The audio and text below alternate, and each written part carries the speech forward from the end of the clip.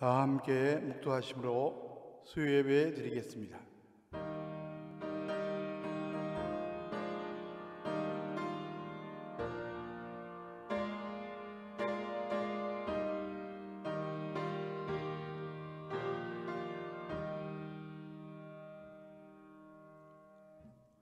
하나님이여 나를 지켜 주소서. 내가 주께 피하나이다. 내가 여호와께 아뢰되 주는 나의 주님이시오니 주밖에는 나의 복이 없다 하였나이다. 사랑과 은혜가 풍성하신 하나님 아버지, 오늘도 한날 새날을 허락하시고 이 시간까지 주님께서 인도해 주시니 진심으로 감사드립니다.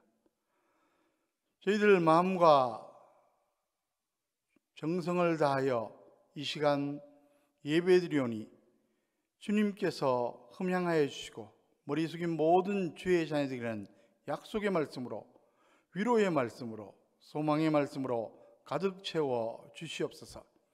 예배의 시종을 주님 손에 의탁하오며 이 모든 말씀 예수 그리스도의 이름으로 간절히 기원하옵나이다. 아멘. 다 함께 338장 내 주를 가까이 하게 하면 찬송 드리겠습니다.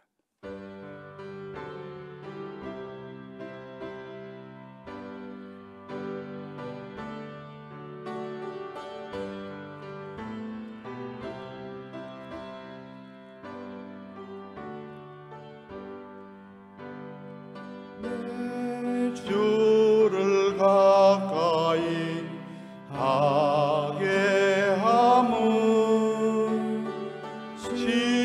십자가 짐 같은 고생이나 내 일생 소원은 늘 찬송하면서 주께 더 나아가기 원합니다. 내 고생하는 것 옛 야곱이 돌베개 베고자 갔습니다.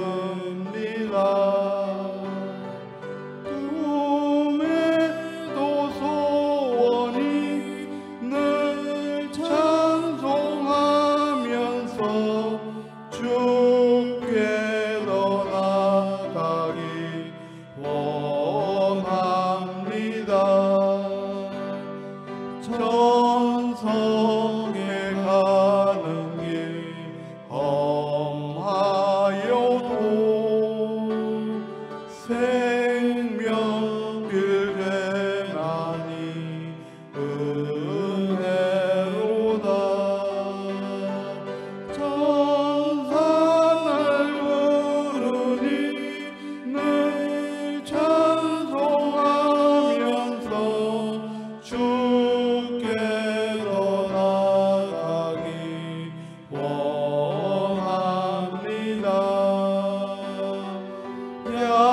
야곱이 잠깨어 일어난 후 혼란을 쌓은 것 본받아서 숨지대도록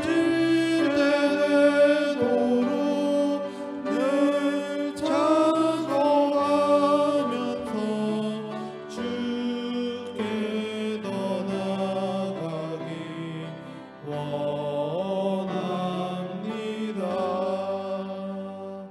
아멘.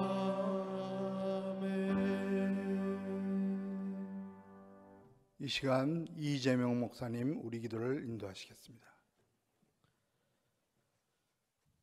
언제나 세미한 음성으로 응답하여 주시는 사랑의 아버지 하나님, 이 시간 수요 예배 자리에 나와 주님 앞에 예배드리게 하시니 감사합니다. 주님 앞에 예배드리는 우리 가운데 함께하여 주시고 주님을 향한 마음을 온전히 서게 인도하여 주시옵소서. 연약한 가운데 지냈던 3일 동안을 뒤돌아봅니다. 엎드려 주님 앞에 다시 나아가오니 주의 보혈로 씻어주시고 거룩한 하나님의 자녀로 살아가게 인도하여 주시옵소서. 주의 은혜와 성령이 우리의 심령 가운데 가득 넘치게 하여 주시옵소서. 2020년이 시작된 지도 얼마 되지 않은 것 같은데 어느덧 10월이 되었습니다. 지금까지 인도하여 주신 하나님을 찬양합니다. 코로나로 인해 힘들고 어려운 시기를 보내었지만 지금까지 우리를 보호하여 주신 그 은혜를 기억하며 주님이 주시는 은혜 가운데 기쁨과 감사로 살아가게 인도하여 주시옵소서. 우리의 마음을 열어 주님만 바라보며 주님 의지하며 살아가는 나머지 2020년 되게 주님 인도하여 주시옵소서. 주님의 말씀을 듣는 자리에 나아옵니다. 그 말씀이 내 마음과 영혼으로 듣게 하여 주시고 심령 속에 뿌려져 그 말씀이 열매 맺게 인도하여 주시옵소서. 작은 말씀이라 무시하지 말고 내게 주시는 주님의 말씀으로 받으며 그 말씀이 살아 숨쉬며 내 삶을 주님의 뜻대로 살게 인도하는 말씀이 되게 인도하여 주시옵소서. 이 시간 말씀을 전하시는 목사님도 주님 붙잡아 주시고 말씀을 전하실 때 영적으로 그리고 육적으로 강건하게 하시고 아버지 하나님의 말씀만 선포하게 인도하여 주시옵소서. 이 시간 드리는 예배를 주님 기뻐 받아주시고 우리의 마음으로 온전히 주님을 예배하게 인도하여 주시옵소서. 항상 함께하여 주심 믿사오며 사랑 많으신 우리 주 예수 그리스도의 이름으로 기도합니다. 아멘.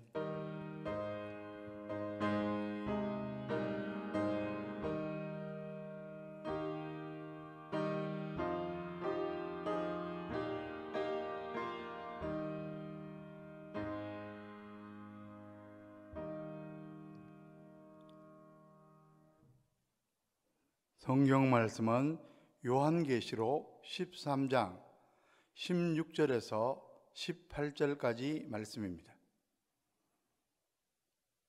요한계시록 13장 16절에서 18절까지 말씀을 함께 같은 목소리로 읽겠습니다. 그가 모든 자, 곧 작은 자나 큰 자나 부자나 가난한 자나 자유인이나 종들에게 그 오른손이나 이마에 표를 받게 하고 누구든지 이 표를 가진 자 외에는 매매를 못하게 하니 이 표는 곧 짐승의 이름이나 그 이름의 수라. 지혜가 여기 있으니 총명한 자는 그 짐승의 수를 세어보라.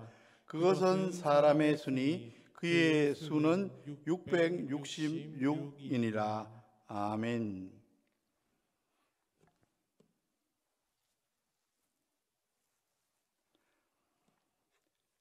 제2차 세계대전 직후의 이야기입니다. 한 청년이 파리의 어느 의상실 앞에서 비를 피하고 있었습니다. 그는 이탈리아의 사업가들로 태어났지만 부친의 사업이 망하는 바람에 프랑스로 이주했습니다. 아르바이트를 하며 근근히 생활하고 있었는데 옷을 장만할 형편이 안 돼서 천을 사다가 직접 만들어 입을 정도로 궁핍했습니다.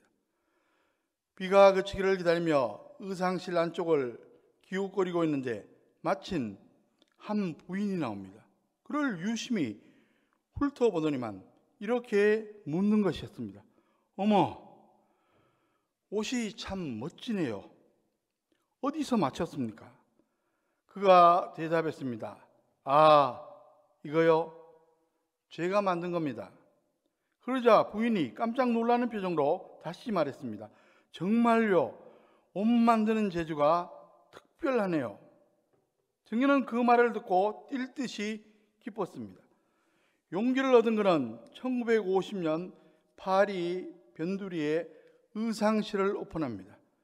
그리고 성공가들을 달리기 시작하다가 마침내 1974년 타임지의 표지에 실리면서 유럽 최고의 디자인이라는 찬사를 듣게 됩니다. 그 후 자신의 이름을 딴 브랜드로 의류 외에도 향수, 가방, 보석, 시계 등 다양한 명품을 속속 내놓게 됩니다. 여러분, 그가 바로 세계적인 패션 디자이너 피에르 가르댕입니다. 정말로 놀라운 일입니다. 이름 모를 부인의 말 한마디가 그의 인생을 변화시킨 겁니다. 여러분, 무슨 이야기입니까? 사람이 의식주로 사는 것 같지만 사실은 말로 삽니다. 육신을 가지고 있기에 당연히 의식주, 물, 공기 등이 꼭 필요합니다. 하지만 육신 가운데 영혼을 가지고 있기에 말이 또한 중요합니다. 어떤 말을 듣고 사느냐에 따라 인생이 달라집니다. 축복의 말을 들으면 축복의 인생이 되고 저주의 말을 들으면 저주의 인생이 됩니다. 그러기에 우리는 서로에게 칭찬, 격려, 긍정 등 축복의 말을 많이 해 주어야 합니다. 특히 자녀 후손들에게 축복의 말을 많이 해주면 참 좋습니다.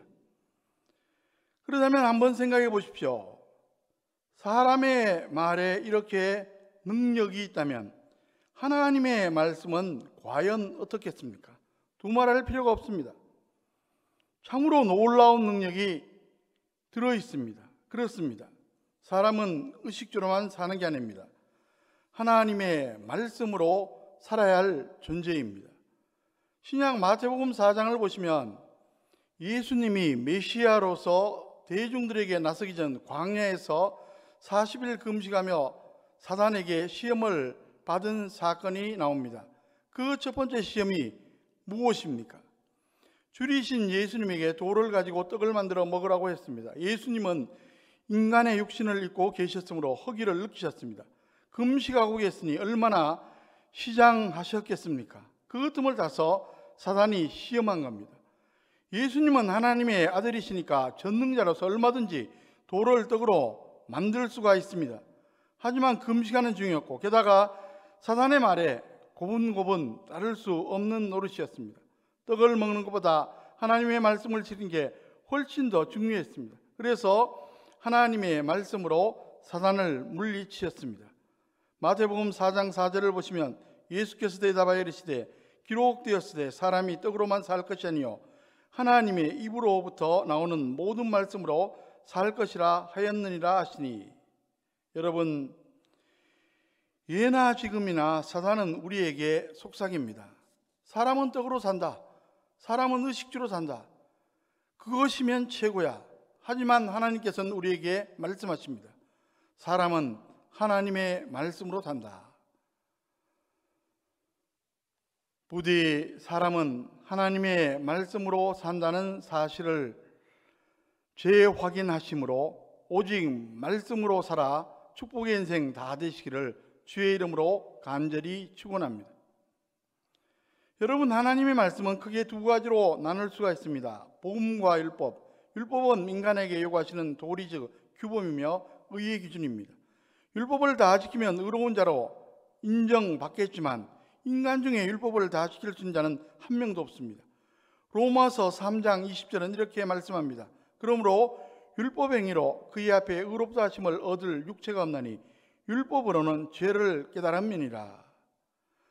아담이 하나님을 배반하고 범죄한 후 모든 인간은 전적으로 타락하고 무능해져서 율법을 지키는 것은 불가능합니다. 결과적으로 율법을 통해서 죄를 깨달을 뿐입니다. 그런데 죄의 결과는 사망입니다. 죄로 인해 하나님과 단절된 영적 사망, 그리고 육적 사망 이후 영원한 사망까지 이르게 됩니다. 거기서 구원받는 것은 오직 예수 그리스도의 복음밖에 없습니다. 로마서 6장 23절을 보시면 죄의 싹선 사망이요 하나님의 은사는 그리스도 예수 우리 주 안에 있는 영생이니라. 예수님이 하나님의 아들이시지만 인간의 육신을 입고 십자가에 피 흘려 죽으신 것은 사망의 원인은 죄를 대속해 주시기 위함입니다. 죄로 영원히 죽을 수밖에 없는 인간에게 죄와 사망에서 구원받는 길이 있다. 이것은 그야말로 기쁜 소식, 즉 복음입니다. 구약 성경에도 속죄 제사를 통해 장차 오실 예수님의 십자가 대속을 예고한 말씀이 많이 나오는데 그것이 바로 복음입니다. 이것을 잘 모르면 구약에는 율법만 있다고 생각하기가 쉬운데 그것이 아닙니다. 구약에도 복음과 율법이 있고 신약에도 복음과 율법이 있습니다. 복음은 죄인에게 구원의 길이 있다는 말씀입니다. 율법은 인간의 도리로 지켜야 할 규범입니다. 그러니까 구원은 오직 복음을 믿음으로 얻을 수 있습니다. 율법은 선한 것이지만 우리가 죄인인지라 율법을 행할 능력이 없으므로 구원받지 못합니다. 복음을 믿음으로 구원받고 그런 후에 하나님께서 성령을 부어주셔서 율법을 지킬 수 있게 됩니다. 물론 그렇더라도 100% 지킬 수 있다는 말은 아닙니다. 점점 더 근접해질 뿐이고 그 과정이 바로 성화입니다. 율법은 이제 인생의 규범이므로 그것을 지키는 게 마땅하고 그럴 때 하나님께서 약속하신 축복이 주어집니다. 구약 출애굽기 16장을 보시면 하나님께서 만나를 내려주신 이야기가 나옵니다. 광야에는 먹을 게 없습니다. 사막이라 농사를 지을 수가 없고 게다가 계속 이동해야 되니까 전혀 불가능합니다. 그런데 하나님께서 하늘에서 매일 만나를 내려주셨습니다. 백성들은 그저 말씀에 순종하기만 하면 되었습니다. 매일 1인당 한 호멜씩 거두라고 말씀하십니다. 여섯째 날은 2일분을 거두고 안식일에는 거두러 나가지 말고 하나님께 예배하라고 말씀했습니다. 그 말씀대로 순종한 사람은 아무런 문제 없이 만나를 먹고 지낼 수 있었습니다. 그런데 자기 생각대로 행동하고 불순종한 사람은 고생했습니다. 욕심을 부려 많이 거둔 자는 다 썩어서 치우니라 고생했고 안식일에 나간 자는 허탕을 쳤습니다. 이런 과정을 지키면서 백성들이 훈련되었던 겁니다. 여러분, 하나님께서 우리에게 기대하고 소원하는 것은 바로 이것입니다. 말씀의 순종. 사람이 말씀으로 산다는 것은 곧 말씀에 순종하며 사는 것을 의미합니다. 이렇게 살면 하나님께서 정말로 기뻐하십니다. 여러분, 요한 3서 1장 2절에서 우리는 말씀으로 사는 자가 누릴 세 가지 축복을 발견하게 됩니다. 첫째로 우리가 말씀으로 살면 평안의 축복을 누리게 됩니다. 세상 살다 보면 힘들고 어려운 일들이 많이 생깁니다. 그 고난을 버텨내고 극복하는 힘이 없으면 주저앉게 됩니다. 그런데 말씀을 받으면 영원 깊은 곳에서 평안이 솟아납니다. 그것이 고난을 버텨내고 극복하는 힘이 됩니다. 마치 옹달샘에 흙이 들어와도 계속 맑은 물이 솟아나면 잠시 후 다시 맑은 샘이 되는 것과 같습니다. 이것이 바로 평안의 힘입니다. 시편 119편 165절에 보면 주의 법을 사랑하는 자에게는 큰 평안이 있으니 그들에게 장애물이 없으리이다. 세상 살면서 장애물이 없을 수가 없지만 평안의 힘으로 극복할 수 있으므로 장애물이 없는 것과 매 한 가지입니다. 여러분, 심리치료 방법 중에 독서요법이 있습니다. 마음의 불안감이 있는 사람에게 책을 계속 읽히면 마음의 안정을 찾게 됩니다. 그런데 일반책으로는 약간 도움이 되지만 한계가 있습니다. 하나님의 말씀인 성경책으로 하면 다 됩니다. 이를 가리켜 성경요법이라고 말합니다. 성경을 계속 읽으면 성령님이 그 사람의 마음을 붙잡아 줌으로 평안을 얻게 됩니다. 요즘 코로나19로 모두가 고생하고 있습니다. 특히 코로나 블루라고 하는 우울증으로 시달리는 분들도 적지 않습니다. 어떤 분이 너무 힘들어하다가 성경 필사를 시작했다고 합니다. 읽고 듣는 것도 좋은데 필사를 하니까 마음이 더 집중되고 색다른 은혜를 체험한다고 말합니다. 그러면서 그는 이렇게 감정합니다. 코로나 블루 특효약은 성경 필사입니다. 부디 말씀으로 살아가므로 어떤 상황에서도 참 평안을 누리며 늘 승리하는 저와 여러분 다 되시기를 주의 이름으로 간절히 축원합니다. 둘째로 우리가 말씀으로 살면 건강의 축복을 누리게 됩니다. 하나님께서는 우리가 건강하게 살기를 원하십니다. 그런데 아담 이후 세상에 죄가 들어오므로 또 인간의 죄로 자연의 질서가 파괴되면서 건강을 잃고 별의별 질병으로 고생하는 경우가 많습니다. 인류의 공통된 비극이지만 그런 가운데 말씀대로 살면 건강의 축복을 주시겠다고 하나님께서 약속해 주셨습니다. 출애굽기 15장 26절을 보시면 이르시되 너희가 너희 하나님 나 여호와의 말을 들어 순종하고 내가 보기에 의를 행하며 내 계명에 귀를 기울이며 내 모든 규례를 지키면 내가 애굽 사람에게 내린 모든 질병 중 하나도 너희에게 내리지 아니하리니 나는 너희를 치료하는 여호와임이라. 그리고 말씀을 듣고 말씀대로 살면 마음의 평안이 이루어지면서 육신의 건강도 좋아집니다. 잠언 17장 22절 말씀을 보시면 마음의 즐거움은 양약이라도 심령의 근심은 뼈를 마르게 하느니라.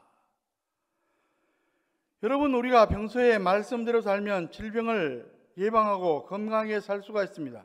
물론 질병에는 여러 가지 요인이 있기 때문에 일률적으로 말할 수는 없습니다. 유전의 요인도 있고 환경이나 감염 등의 요인이 있어 나 자신의 노력과 상관없이 외부의 영향을 받는 경우도 있기 때문입니다. 어쨌든 대체로 보건대 말씀대로 사는 사람이 분명히 건강의 축복을 받는다는 것은 분명한 사실입니다. 요즘 코로나19로 유난히 건강에 관심을 많이 가지고 염려도 하고 있습니다. 면역력을 배양해야 된다며 이런저런 이야기들을 많이 합니다. 운동을 해야 된다. 수면을 충분히 취해야 된다. 비타민 C, 비타민 D를 복용해야 한다. 이런저런 음식을 먹어야 한다. 그러나 부작용이 없고 가장 좋은 것은 역시 하나님의 말씀입니다. 부디 말씀으로 살아감으로 영육간에 늘 건강을 유지하시는 저와 여러분 되시기를 주의 이름으로 간절히 축원합니다.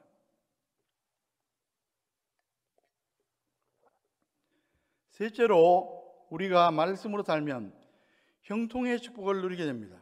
흔히 이런 말을 합니다. 예수 믿으면 밥이 나와 돈이 나와. 밥보다 돈보다 더 중요한 구원을 받고 영생을 얻을 수가 있습니다. 특별히 말씀대로 살면 밥도 돈도 나오고 형통의 축복을 받습니다. 시편 기자는 이렇게 노래합니다. 시편 1편 2절 3절을 보시면 복 있는 사람은 오직 여호와의 율법을 즐거워하여 그의 율법을 주야로 묵상하도다.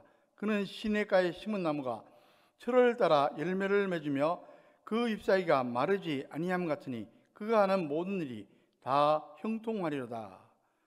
가뭄이 들어도 시냇가에 심은 나무는 수분을 계속 공급받을 수 있으니까 잎이 마르지 않고 열매를 맺을 수가 있습니다. 그와 마찬가지로 말씀으로 사는 사람은 복된 삶을 살아갈 수 있습니다. 부디 말씀으로 살아 형통의 축복을 누리시기 바랍니다. 아무쪼록 어떤 상황에서도 오직 말씀으로 살아 평안과 건강, 형통의 축복을 계속 누리며 살아가는 저와 여러분 되시기를 주의 이름으로 간절히 축원합니다. 영국인 도린이라고 하는 여성이 자신이 살아온 인생을 마술에서 그리스도까지라는 책으로 썼습니다. 그 책을 보면 마녀들이 흑암의 권세를 가지고 어느 정도의 일을 하는지를 구체적으로 보여주고 있습니다. 다음은 마술에서 그리스도까지라는 책에 있는 내용입니다. 땅에 묻은 지 얼마 되지 않은 시신을 무덤에서 꺼내어 그것을 사단에게 제물로 드립니다. 교회에서 성경과 기도문을 빼앗아 불로 태우기도 했습니다. 그리고 사단을 직접적으로 숭배를 하는데 나체로 춤을 춥니다. 성적인 유의를 버리면서 심지어는 동성연애까지 합니다. 악마에게 자신을 바친 정도에 따라 능력의 차이가 있다고 합니다. 그래서 어떤 경우에는 몸이 1m가량 위로 붕 뜨게 합니다. 그리고 도린이라고 하는 여자는 모닥불을 피워놓고 불길이 올라오는 그 사이를 통과하면서 마법을 부립니다. 디아볼로스, 디아볼로스, 마귀의 이름입니다. 디아볼로스. 그런데 그 불길을 통과하다가 중간쯤 갔을 때 시커먼 물체가 나타납니다. 그리고 이 마녀의 손을 딱 잡고 불길을 그대로 통과합니다. 불길을 다 통과한 후에 그의 옷자락이 하나도 타지 않았습니다. 머리카락 하나도 걸리지 않았습니다. 불에 단 냄새조차도 나지 않았습니다. 그러니까 같이 있는 마녀들이 땅에 엎드려서 우렁차게 소리를 지릅니다. 마녀의 여왕이 탄생했다. 만세. 그런데 이 도린이라는 여성이 지나가다가 교회 게시판에서 마음이 청결한 자는 하나님을 볼 것이며 하는 것을 보았습니다. 쓸데없는 소리라고 하면서 가는데 그 말이 자꾸 자신의 머릿속에 박혀서 떨쳐버리려고 해도 도저히 떨쳐버릴 수가 없었습니다. 그리고 한 3개월이 지난 어느 날 그 교회에서 집회가 있어서 사람들을 초청한다는 이야기를 듣게 됩니다. 마녀의 여왕인 이 사람도 가고 싶어서 그곳에 갔습니다. 그가 간 이유는 소위 말씀을 전한다고 하는 강사의 콧대를 납작하게 만들어주기 위해서였습니다. 그래서 교회 안으로 들어가는데 그의 내면에서 다른 소리가 자꾸 들립니다. 가지 마라, 가지 마라, 너는 내 것이다. 그래도 참여하고 싶어서 들어갔습니다. 마침 독착을 하는데 그 음악에 자신이 말려 들어가는 것을 느꼈다고 했습니다. 그리고 뭔가 자신이 취하다는 것을 느끼기 시작합니다. 내가 너무너무 더러운 존재이구나. 그런데 거기에 서 있는 목사님이 이런 말을 합니다. 주 예수 그리스도를 여러분의 구원자로 영접하지 않으셨다면 여러분들은 상실된 인간들입니다. 예수 그리스도를 영접하지 않으셨다면 여러분들은 여전히 죄악 속에 넘어져서 죽어가는 사람들입니다. 성경은 여러분들에게 올무에 걸렸다고 말합니다. 그 말을 듣는 순간 마음속에서 이상한 변화가 일어나기 시작합니다. 계속해서 목사님이 말씀을 합니다. 오늘 밤 여러분이 이 자리에서 주님께로 나오십시오. 마녀의 여왕이 나오고 싶어서 앞으로 나가려고 하는데 뭔가 앞으로 나가지 못하도록 자기를 잡아 당기는 겁니다. 사단이 못 가게 만드는 겁니다. 그런데 불현듯 아주 눈 깜빡할 사이에 사단보다 훨씬 센 힘이 자기를 끌어가는 것을 느꼈습니다. 그러면서 한편에서는 사단이 공격합니다. 나가지 마라. 절대로 나가면 안 된다. 너는 내 것이야. 그리고 너는 지금 너무 늦었어. 그런데 더 큰 힘에 이끌려서 나는 예수님을 영접하고 싶다. 나는 예수님을 나의 구주로 영접하고 싶다. 나를 좀 이 악마의 세력으로부터 건져다오. 이런 소리가 마음속에서부터 울려나옵니다. 나 이제 예수님께로 갑니다. 제발 이 어둠의 세력에서 나를 건져주세요. 어둠의 세력을 내게서 쫓아내주세요. 옆에 있는 분들이 도와주면서 구원받는 길을 알려주고 요한복음의 쪽복음도 주었습니다. 이제는 예수를 구주로 믿기로 작정했습니다. 그리고 밖에 나와 길을 계속하는데 마녀들을 만났습니다. 마녀들이 모두가 합창하듯이 말합니다. 너 어디 갔었어? 우리는 너를 찾아다니는 중이었는데 말이야. 그때 도린이 대답을 했습니다. 나는 지금 구원받고 오는 길이야. 그러니까 마녀들이 박장대소하면서 허튼 소리 그만하고 꿈을 깨라. 너는 마녀의 여왕이야. 우리야. 친구들을 몰라봐. 그때 도린이 매우 분명하게 말했습니다. 나는 지금 똑바로 정신을 차리고 있어. 이것은 전부 사실이야. 나는 지금 성경을 읽으려고 집으로 가는 중이야. 나는 이제 예수 믿는 사람이야. 화염 속을 지나가는데 머리카락 하나도 상하지 않고 탄 냄새도 나지 않았던 그 마녀의 여왕이 사단에서 해방되었습니다. 사단으로부터 수천 가도로 꽁꽁매였던 그 마녀의 여왕이 이제는 예수님의 이름으로 해방되고 예수님의 이름으로 복음을 증거하는 사람으로 변화되었습니다. 여러분들은 이 이야기를 들으면서 무엇을 느끼셨습니까? 악령의 세계, 우리 눈에는 보이지 않지만 분명히 거기에도 능력이 있습니다. 불을 통과하는데 타는 냄새가 나지 않습니다. 그리고 자신을 사단에게 얼마나 드렸냐에 따라서 능력이 달라진다고 했습니다. 이 사람은 자신을 사단에게 철저히 드렸기 때문에 능력이 실로 대단한 겁니다. 그런데 그 사단의 능력이 아무리 강해도 예수님의 능력에는 비교할 수 없습니다. 예수님의 능력, 예수 그리스도의 이름 앞에는 꼼짝을 못합니다. 그녀에게 예수님의 능력이 임하니까 그 악령의 색이 풀려지면서 어둠과 악의 권세로부터 해방되었습니다. 죄와 사망의 권세로부터 해방이 된 겁니다. 여러분, 악의 권세가 아무리 강해도 십자가에 승리하신 예수님을 이길 수는 없습니다. 그러므로 아무리 어려운 일을 당해도 예수님을 신뢰하시고 예수님의 십자가의 보혈을 붙들고 나면 악령들이 근처에 와도 꼼짝하지 못할 것을 믿으시기 바랍니다. 그리고 주님께 꽉 붙들려서 주의 이름으로 늘 승리하는 저와 여러분 다 되시기를 주의 이름으로 간절히 축원합니다. 지금 저와 여러분들은 계속해서 요한계시록 12장부터 14장에 이르된 영적 전쟁에 관해서 살펴보고 있습니다. 그런데 하나님께서 7대적의 재앙이 쏟아지기 전에 먼저 영적 전쟁에 관한 것을 보여주시면서 말씀하시는 이유가 어디에 있습니까? 그것은 주님이 오시기 직전에 마지막 때가 가까우면 사단과 그의 세력들이 더욱 기승을 부리며 교회와 성도들을 맹렬하게 공격할 것이기 때문에 그것을 미리 알고 흔들리지 말고 만반의 준비를 갖추라는 겁니다. 오늘 본문의 내용은 1차적으로 사도 요한 당시에 로마 황제의 숭배를 거부하고 믿음을 지켰던 교회와 성들이 당해야만 했던 끔찍한 박해와 순교적인 상황을 배경으로 하고 있습니다. 그렇지만 사도 요한은 당시의 상황을 취재하기 위해서 본문을 기록한 것은 아닙니다. 본문은 장차 주님께서 재림하시기 시간에 대환란의 시기가 올 것임을 미리 알려주면서 교회와 성도를 하여금 믿음으로 인내하면서 이것을 이겨낼 것을 요청하고 있는 겁니다. 지금 사단은 자신의 때가 얼마 남지 않은 것을 알고 수단과 방법을 가리지 않고 교회와 성도들을 공격하고 있습니다. 사단은 현대의 문명을 이용하여 드러나지 않게 사람들의 분별력을 마비시키고 있습니다. 성적 소수자를 보호한다는 그럴듯한 명분을 내세워서 퀴어 축제를 비롯한 가진 음란과 폭력에 대해 무방비 상태로 수용하게 만듭니다.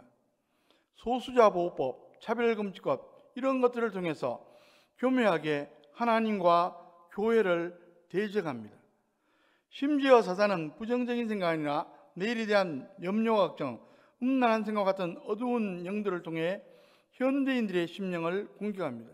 그렇기 때문에 교회와 성들은 사단과의 영적인 싸움에서 승리하기 위해서는 올바른 분별력을 가져야만 합니다.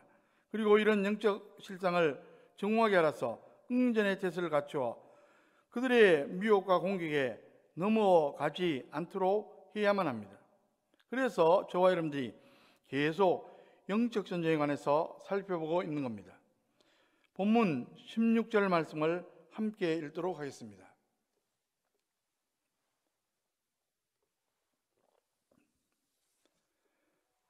그가 모든 자, 곧 작은 자나 큰 자나 부자나 가난한 자나 자유인이나 종들에게 그 오른손이나 이마에 표를 받게 하고, 여기에 보시면 거짓 선자가 모든 자에게 오른손이나 이마에 짐승의 표를 받게 한다고 말했습니다. 그들은 오른손이나 이마에 짐승의 표를 받음으로써 자신이 짐승에 속한 자인 것을 드러냅니다. 그런데 이 장면은 요한계시록 7장에서 등장하는 하나님을 경배하는 자들이 이마에 인침을 받아서 자신이 하나님께 속한 자임을 드러낸 장면을 그대로 모방하는 겁니다. 그리고 이 말씀은 결국 우리가 사는 이 세상은 누구에 의해 어떤 표를 받았느냐에 따라 두 그룹으로 나누어진다는 사실을 알 수가 있습니다. 다시 말해서 예수님께서 이 땅에 오셔서 십자가에서 죽으시고 부활하셔서 승천하신 이후로부터 다시 오실 그때까지 이 세상은 언제나 두 그룹으로 존재합니다. 그렇지만 누가 하나님께 속한 사람이고 누가 짐승에 속한 사람인지는 겉으로는 명확하게 구분할 수가 없습니다. 그러나 장차 주님이 다시 오시면 목자가 양과 염소를 갈라 각각의 우리로 들이듯이 하나님과 짐승에 속한 자를 구분하실 것입니다.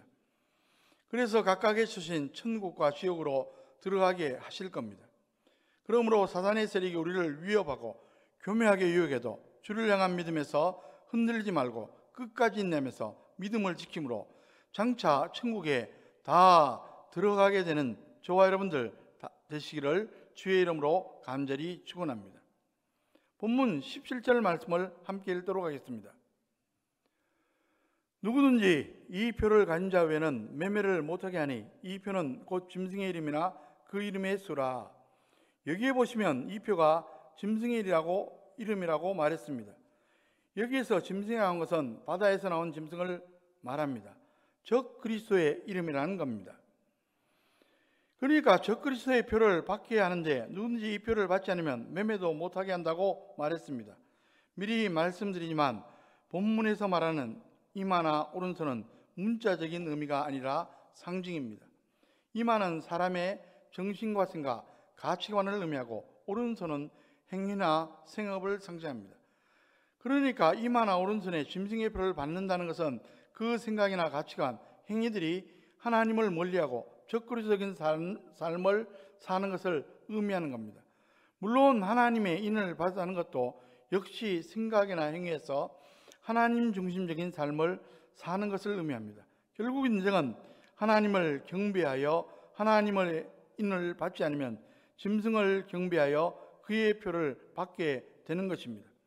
그리고 우리가 사는 이 땅은 하나님의 인을 받아 하나님께 속되어 영생의 삶을 살아야 할 것인가, 아니면 짐승의 표를 받고 사단에게 소속되어 영벌의 삶을 살아야 할 것인가 하는 두 그룹으로 구분될 수밖에 없는 겁니다. 오늘 저와 여러분들은 하나님의 인침을 받은 자로서 장차 주님 오실 때 완성된 새 하늘과 새 땅에서 영생 공란을 누리며 살게 될 것을 확실히 믿으시기 바랍니다. 그렇다면 짐승의 표가 구체적으로 무엇입니까? 본문 18절 말씀을 함께 읽도록 하겠습니다. 지혜가 여기 있으니 총명한 자는 그 짐승의 수를 세어보라. 그것은 사람의 수니 그의 수는 666이니라. 여기에 보시면 지혜가 여기 있으니 총명한 자는 그 짐승의 수를 세어보라고 말하면서 그것이 사람의 수인데 666이라고 말했습니다. 우리가 잘 아는 666이 등장합니다.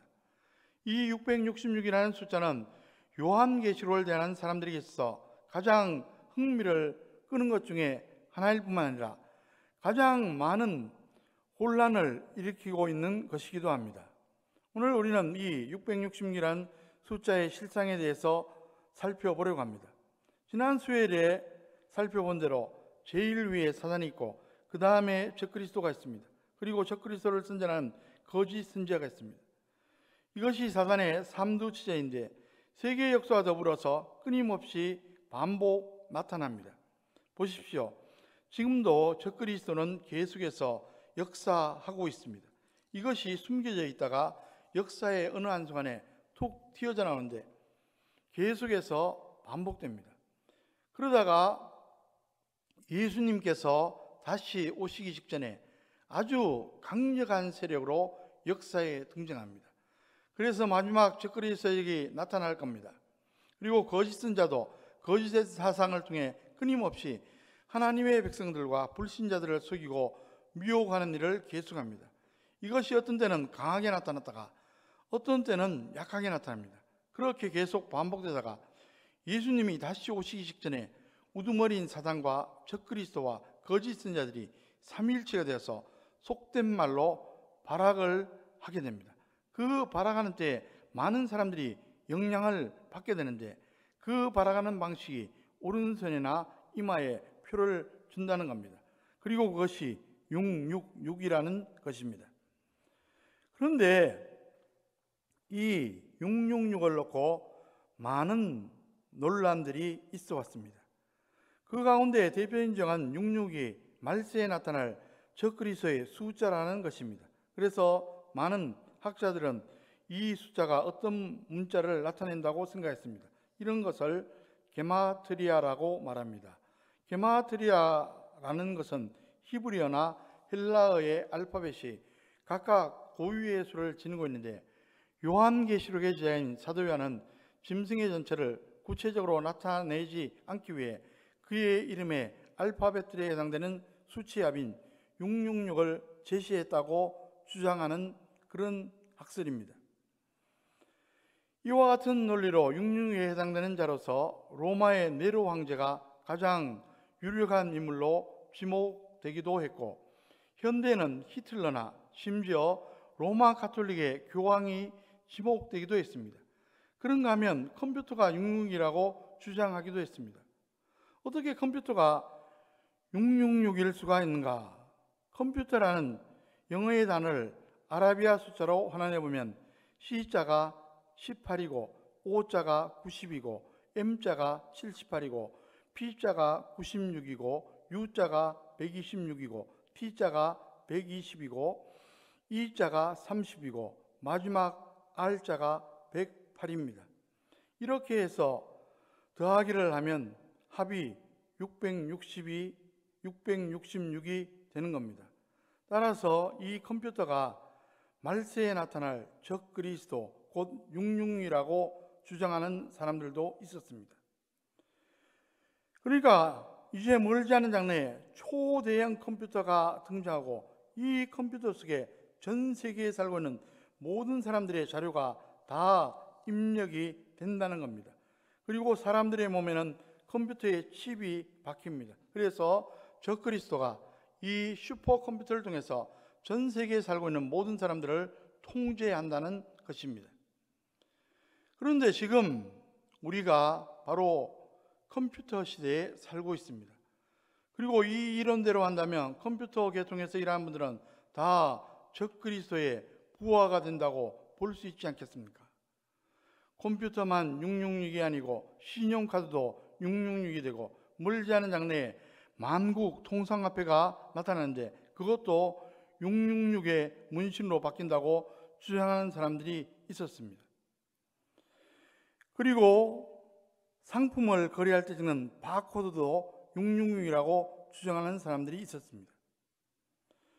오늘 본문 17절에 누구든지 짐승의 표를 가진 자 외에는 매매를 못하게 하느라는 말씀이 기록되어 있는데 지금 그 예언이 이루어지고 있다고 주장합니다. 그래서 이 짐승의 표를 받으면 영원히 꺼지지 않은 지옥 유황불에 빠질 것이기 때문에 바코드를 절대로 받아서는 안 된다고 주장합니다. 여러분, 바코드를 사용해서 물건을 사면 영원히 꺼지지 않은 지옥 유황불에 빠지는 겁니까? 그렇다고 믿는 사람들이 있었다는 겁니다. 과거에 종말론 집회에 참석했던 어느 분이 너무나도 무서운 쇼크를 받아가지고 다음날 아침에 아이들을 다 불러서 이렇게 훈육했다고 합니다. 얘들아, 6이라는 숫자를 조심해야만 한다. 특별히 6이라는 숫자 3개가 모이거든 절대로 그리로 가서는 안 된다. 예를 들어서 버스를 타는데 버스 번호가 3666이라고 되어 있으면 그것은 절대로 타지 말라는 겁니다. 여러분, 버스 번호에 우연히 6이 3개에 들어가 있으면 적그리스도의 버스가 됩니까? 초등학교 6학년 6번의 아이는 어떻게 됩니까? 우리가 이런 잘못된 가르침에 따라가서는 안 됩니다. 그러면 개인의 인격도 파탄하지만 가정도 온전한 생활을 하지 못합니다. 그렇기 때문에 처음부터 이상하다 싶으면 절대로 따라가지 말아야 합니다. 그런데 안타까운 사실은 성도들 가운데 특별히 열심히 믿겠다고 생각하는 사람들이 이단의 사슬에 가끔 넘어갑니다. 참으로 안타까운 일이 아닐 수가 없습니다. 그렇다면 666이 도대체 무엇을 가리키는 겁니까? 이 물음에 대답하기 전에 우리는 먼저 요한계시록이라는 책이 어떤 책인지를 알아야 합니다. 누차 말씀드렸지만 요한계시록은 문학 장르가 묵시문헌입니다. 그래서 현대인들이 요한계시록을 보면 도대체 무슨 말인지 알 수가 없는 부분들이 많이 등장합니다. 왜 이처럼 알 수 없는 이야기들로 가득 차 있느냐고 말했을 때 이 책이 로마의 도미티안 황제로부터 엄청난 박해를 받는 상황에서 기록된 책이기 때문에 그렇다고 답변할 수 있습니다. 도미티안 황제가 황제 숭배를 강요하면서 교회와 성들에게 엄청난 박해를 가했습니다. 거기에 저항하는 사람들은 모두 잡아서 옥에 가두고 불에 태워 죽여나 사자 같은 맹수에 밥이 되게 했습니다. 그래서 상징적인 언어와 암호를 사용해서 박해의 시기에 전하고자 하는 메시지를 전달하고자 했던 겁니다. 따라서 본문에서 666이라는 표는 문자가 아닙니다. 왜냐하면 요한계시록에 제한 사도 요한이 다른 모든 수는 상징적으로 사용하면서 유독 666만 문자적인 의미로 사용했을 리는 없기 때문입니다. 더구나 본문 18절을 보시면 지혜가 여기 있으니 라고 말했습니다. 만약에 666이 실제적인 문자라고 한다면 지혜가 필요 없습니다. 딱 보면 저것이 적그리스도라는 것을 다 알기 때문에 거기에 무슨 지혜가 필요하겠습니까? 그런데 여기에서 지혜란 말이 들어가 있는 것은 이것이 다른 것을 상징하고 있다는 것을 암시하고 있는 겁니다. 그래서 지혜를 가지고 이것을 풀어보라는 것입니다. 그렇기 때문에 666이라는 숫자는 문자적으로가 아니라 상징적으로 해석되어야만 합니다. 그렇다면 이것이 상징이라고 한다면 우리는 이런 질문을 할 수 있습니다. 그러면 여기서 666은 도대체 누구를 상징하는 것입니까? 사도 요한이 지혜와 총명을 다해서 짐승의 수를 세어보라고 한 후에 제시한 것은 그 수가 사람의 수라는 것과 그것이 666이라는 것입니다. 한글 성경에는 번역되지 않았지만 원문에는 원인이나 이유를 나타낸 접속사가 등장합니다. 그래서 그것은 사람의 수니 그의 수는 666이니라 원문을 그대로 지키하면 왜냐하면 666은 한 사람의 수이기 때문이다. 이렇게 번역할 수 있습니다. 그러니까 사도 요한은 그 수를 666으로 제시하고 바로 이 수로부터 역사적인 어느 한 사람의 이름을 추종하도록 요구하고 있다는 겁니다. 그랬을 때 지금까지 되신 견해 가운데 가장 인정을 받고 있는 것은 666이 1차적으로 네로 황제를 가리킨다는 겁니다. 네로는 라틴어로 네론으로 표기하는데 이 철자는 각각 M50, E6, R500, O60, M50으로 모두 합하면 666이 됩니다. 이것은 요한계시록을 들었던 그리스도인들은 666으로 언급되고 있는 자가 로마의 네로 황제였다는 사실을 정확하게 알고 있었다는 것입니다. 따라서 666은 로마 네로 황제를 지칭하기 위해서 쓰여진 겁니다. 그런데 네로가 68년에 자살했습니다. 그리고 사도 요한이 계시록을 받았을 때는 95년에 도미티안 황제 때입니다. 교회사를 보면 로마가 제국인으로 교회를 받게 했던 최초의 사건은 네로 때였습니다. 미친 네로가 로마를 불태워놓고 그 책임을 기독교인들에게 돌렸습니다. 그리고는 복수심에 가득 차서 분노한 로마 시민들을 달래기 위해 기독교인들을 사자의 먹이와 화형에 취하도록 했습니다. 이때 사도 바울과 베드로가 순교당했습니다. 그리고 두 번째 대박해는 사도 요한 당시에 도미티안 황제 때였습니다. 도미티안은 자신을 숭배하지 않은 교회와 성도를 모질게 박해했습니다. 그러니까 그 당시에 교회와 성도들은 도미티안을 네로와 연결시켜서 보았다는 겁니다. 그것이 13장에서 반복해서 나오는 죽게 되었던 상처가 나은 짐승이라는 표현에서 666은 죽었던 네로가 살아서 온 화신으로 도미티안을 가리켰을 것이라고 생각을 한 겁니다. 그런 의미에서 666이라는 것은 적그리스도를 상징하는 숫자입니다. 여러분, 7은 완전수입니다. 그래서 777이라고 하면 완전수가 3개 합쳐지는 겁니다. 그러니까 하나님의 수를 말한다면 777이라고 할 수 있습니다.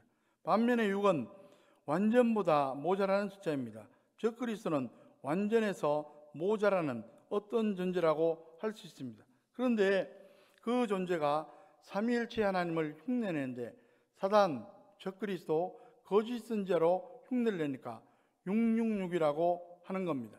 그래서 666이라는 말은 적그리스도를 상징적으로 표현한 겁니다.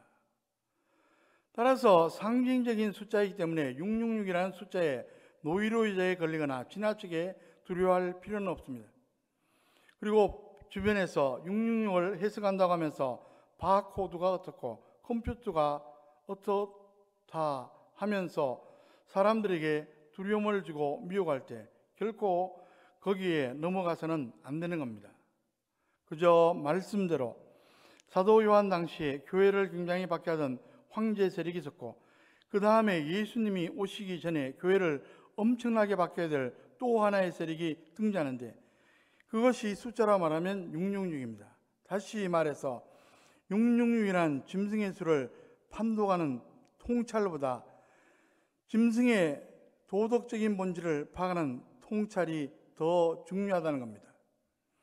요한계시록이 기록된 당시에 황제의 신전에 가서 숭배하게 되면 황제의 숭배를 했다는 증서를 주었습니다.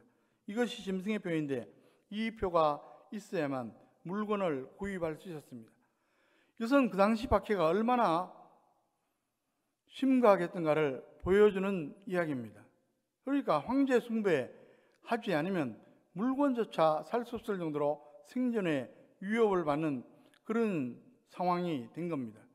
그러나 그럼에도 불구하고 그 짐승의 표를 받아서는 안 된다는 것입니다. 이제 멀지 않은 장래에 우리 주님께서 오셔서 저 붉은 용과 짐승을 영원히 꺼지 않은 지옥의 유황불에 멸하게 되는 그날이 되면 그 짐승에게 붙었던 너희들도, 우상 숭배를 했던 너희들도 지옥의 유황불에 빠지게 된다. 그러므로 오늘의 고난을 두려워하지 말고 장차 오실 주님을 생각하면서 너희들이 맡은 바 책임을 충성스럽게 잘 감당해야만 한다. 사도 요한이 소아시아에 있는 성도들과 저와 여러분들에게 이 사실을 전하기 위해서 이 말씀을 기록하고 있다는 사실도 잊지 마시기 바랍니다. 여러분, 사도 요한 당시에 예수님을 믿는 사람들은 참으로 많은 고난을 당했습니다. 예수님을 믿는 사도 요한은 밤모섬에 유보되어 가서 외롭고 고통스러운 삶을 살아야만 했습니다. 그 당시 예수님을 믿는다는 것 때문에 순교를 당한 사람들도 굉장히 많았습니다. 로마의 원형경장에서 사자의 밥이 되어 죽임을 당해야만 했습니다. 예수님을 믿는다는 이유 때문에 햇볕도 들어오지 않은 어두컴컴한 지하 카타콤에 들어가서 평생을 살아야만 했습니다. 그 당시에 믿음의 성들은 이 세상에 나와서 정상적인 삶을 살아갈 수가 없었습니다. 그런 점에서 사도 요한 당시에는 로마와 그 항진들과 거짓 선지자를 통해서 나타난 사단의 박해와 유혹에 넘어가지 않는 것이 믿음을 지키는 것이었습니다. 반면에 오늘날은 그와는 다른 방식으로 나타난 사단의 도전에 직면해 있습니다. 자주 말씀을 드렸듯이 사단은 물질 만능주의 시대에 레저와 편리함으로 신앙의 나태함을 가지게 하고 반기독교적인 사상과 이념으로 하나님을 대적합니다. 물론 지금은 대환란의 기간에 살고 있지 않습니다. 그러나 예수님이 오시기 직전엔 어느 기간이 되면 엄청난 대환란이 올 것입니다. 그때가 오면 예수님 편에 속해 있는 사람은 매매를 못하게 할 정도라고 했으니까 살지 못할 정도로 어려워질 겁니다. 사단을 섬기고 적그리스도를 따라간 사람들은 활개를 치면서 살게 될 겁니다. 그렇다면 우리는 어떻게 해야만 합니까? 요한계시록 2장 10절에 보면 이런 말씀이 있습니다. 내가 죽도록 충성하라. 그리하면 내가 생명의 관을 내게 주리라. 이것이 요한계시록의 주제입니다. 당시 황제의 우상숭배를 거부하는 것은 죽음을 의미했습니다. 그럴지라도 죽도록 충성하라는 겁니다. 그러면 생명의 관을 주시겠다고 말하십니다. 죽는 것은 잠깐입니다. 그리고 그 환난도 오래가는 것이 아니라 잠깐입니다. 우리가 생각에는 먼 긴 시간처럼 느껴지겠지만 주님이 보실 때는 잠시 잠깐입니다. 그 잠시 잠깐의 환난이 지나면 예수님이 재림하십니다. 그때가 오면 우리 주님이 사단과 적그리스도와 거짓 선지자를 다 잡아서 영원한 지옥불에 던져 버리실 겁니다. 그리고 마침내 우리가 그렇게 기대하며 소망했던 새 하늘과 새 땅이 펼쳐질 겁니다. 그러므로 잠시 있는 환난을 두려워하지 말고 눈앞에 있는 죽음을 두려워하지 말고 영원한 새 하늘과 새 땅을 바라보면서 믿음으로 인내하며 죽도록 충성하는 저와 여러분들 다 되시기를 주의 이름으로 간절히 축원합니다. 기도하겠습니다. 하나님 아버지, 요한계시록의 말씀을 통해서 초대교회의 상황들을 저희들 알게 되었습니다. 박해 시대가 얼마나 참으로 끔찍했던 것을 여러모로 확인하게 됩니다.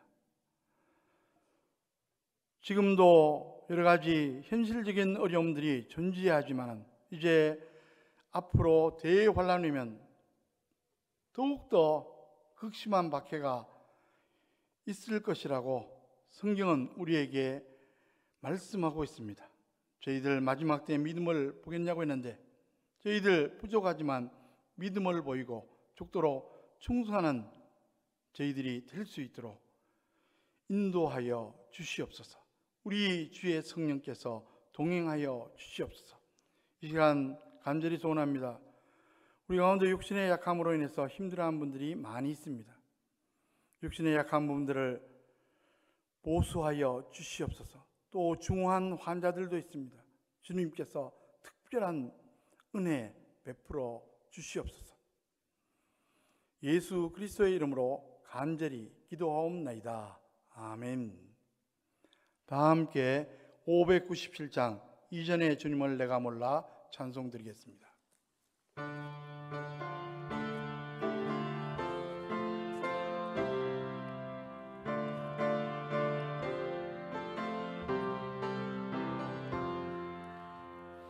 이전의 주님을 내가 몰라 영광의 주님을 비방했다. 지극한 그 은혜 내게 넘쳐 날 불러주시니 고마워라. 나 받은 달란트 얼마론가 나 힘써 그것을 남기어서 갑절로 주님께 바치오며 충성된 종이라 상 주시니 전하고 무능한 나에게도 귀중한 직분을 맡기셨다. 그 은혜 고맙고 고마워라. 이 생명 바쳐서 충성하리. 나는 일들이 하도 적어 그 열매 눈앞에 안 베어도 주님께 죽도록 충성하며 생명의 면류관 얻으리라. 기도하겠습니다. 이제는 교회의 머리 되시는 우리 주 예수 그리스도의 크신 은혜와 독생자를 십자가 희생의 제물로 삼아 우리를 죄와 사망 가운데서 건져 영원한 천국의 삶을 얻게 하신 하나님 아버지의 극진하신 사랑하심과 범사에 우리의 삶을 인도하시며 우리의 삶이 합력해서 선을 이루며 형통하도록 역사하시는 성령님의 교통하심과 축복하심이 이 자리에 함께한 모든 심령들 위해, 이들의 가정 위해, 자녀 후손들 위해, 지금 온난 예배를 드리고 있는 심령들 위해, 그 가정 위해, 자녀 후손들 위해, 특별히 질병의 고통으로 힘들어하고 있는 분들을 위해 지금부터 영원토록 함께 하시기를 간절히 축원하옵나이다. 아멘.